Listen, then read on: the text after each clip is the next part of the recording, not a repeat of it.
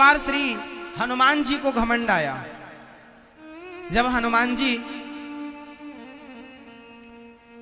लक्ष्मण जी को शक्ति लग गई थी, मेघनाथ ने मारी, लक्ष्मण जी मूर्छित होके पड़े थे, तब हनुमान जी पहाड़ लेकर, पर्वत लेकर जा रहे, संजीवनी लेकर जा रहे थे। तो हनुमान जी को लगा, थोड़ी देर में विचार आया कि यदि मैं ना होता तो लक्ष्मण जी की मृत्यु हो जाती,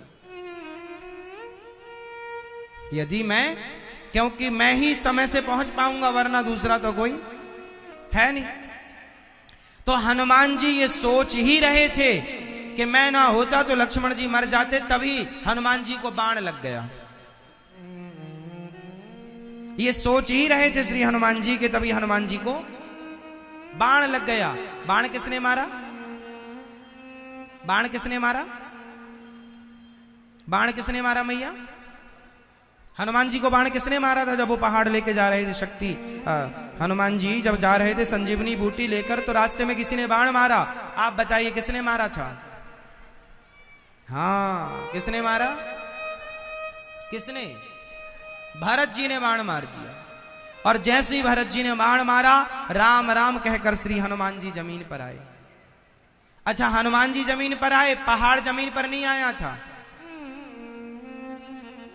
पहाड़ भी जमीन पे आ जाता तो अयोध्या में वो लोग, सेना लोग दब के मर ना जाती।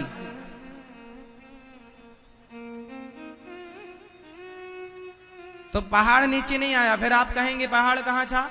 उसे हनुमान जी के पिता श्री पवन देव ने थाम रखा था ऊपर, वो हवा पे ही लटका रहा ऊपर। पिता है ना पवन देव, पवन पुत्र, अंजनी पुत्र, पवन देव थाम रखे। हनुमान जी नीचे आए, राम राम बोले। भरत जी बोले ये तो भक्त है, कौन हो आप? मैं हनुमान हूं। लक्ष्मण जी को शक्ति लगी है, ये बूटी मुझे समझ में नहीं आ रही, तो पूरा पहाड़ लेके जा रहा हूं।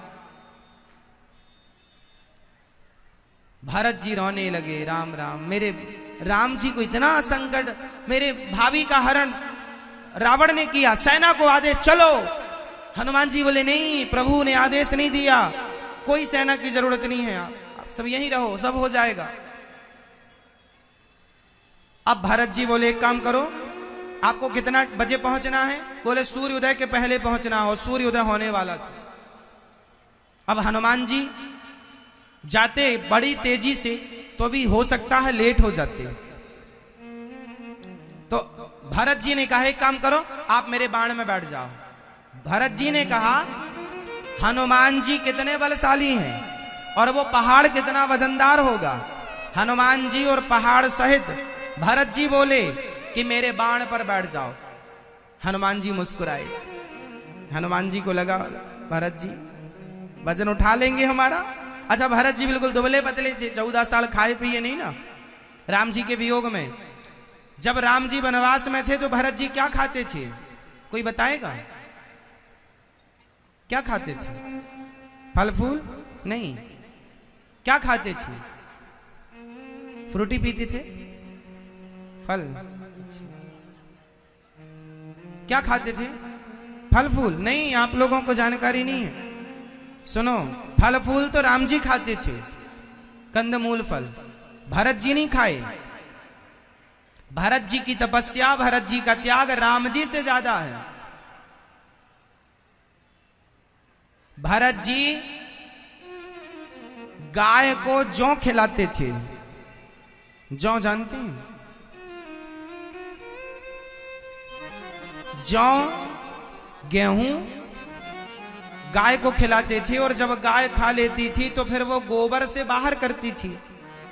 उस गोबर से उस जौ को, गेहूं को धुलकर,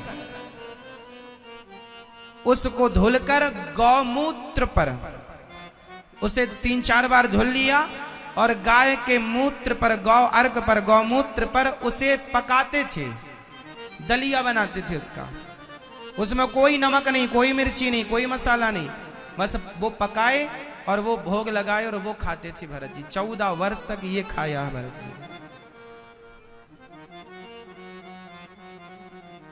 आपने कभी खाई गाय के गोबर से बनी हुई जौ की वो रोटी जो गाय खाती है, जौ फिर निकलता है, फिर धो करके उसे पीस करके फिर रोटी बनाओ। आप में से किसी ने खाई कभी? हमने खाई है, हमने खाई है। आप नहीं खा सकते।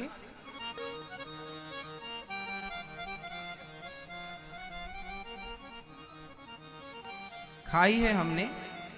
कहा जाता है कि गौ की इस तरह से सेवा करने वाले को, किसी को संतान ना हो रही हो, तो वो ऐसा प्रकार से खाए पिए भोग लगाकर भगवान जी को और गौ माता की सेवा करे, तो गौ माता की सेवा करने से गृहस्थ को संतान सुख की प्राप्ति हो जाती है। यदि किसी को पुत्र नहीं हो रहा हो तो गौ माता की कृपा से संतान सुख प्राप्त होता है। भरत जी ने इसे ग्रहण किया। अब वो भरत जी कह रहे हैं मेरे बाण में आकर बैठ जाओ। अब हनुमान जी बोले कैसे बैठे? पर भरत जी के बाण पे जब हनुमान जी बैठे ना, तो हनुमान जी का जो अभिमान था कि मैं ना पहुंचूंगा तो भरत जी लक्ष्मण जी मर जाएंगे, पर जब भरत जी ने बाण पर बिठाया और बाण छोड़ा तो बड़ी तेजी से हनुमान जी पहुंच गए। बाण पर बैठ के हनुमान जी समझ गए कि जिनके भक्त में इतनी ताकत है वो भगवान प्रभु राम स्वयं कैसे